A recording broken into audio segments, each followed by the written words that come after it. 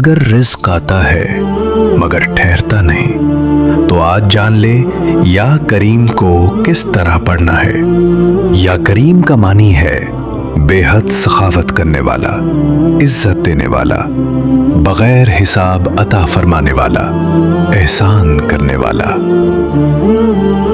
اللہ تعالیٰ قرآن مجید میں ارشاد فرماتا ہے، یا ایھا الانسان ما غرک بربک الکریم، اے انسان تجھے اپنے رب کریم کے بارے میں کس چیز نے دھوکے میں ڈال دیا؟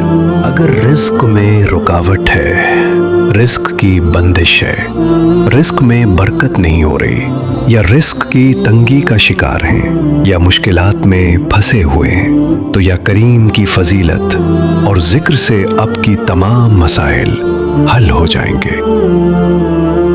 عشاء کی نماز کے بعد اول و آخر 11 بار درود ابراہیمی اور درمیان میں 700 بار یا کریم کا بہت محبت اور عقیدت کے ساتھ ورد کریں۔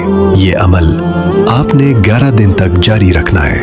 جب وظیفہ مکمل ہو جائے تو روزانہ 10 بار درود ابراہیمی اور 100 بار یا کریم پڑھنے کا معمول بنا لے۔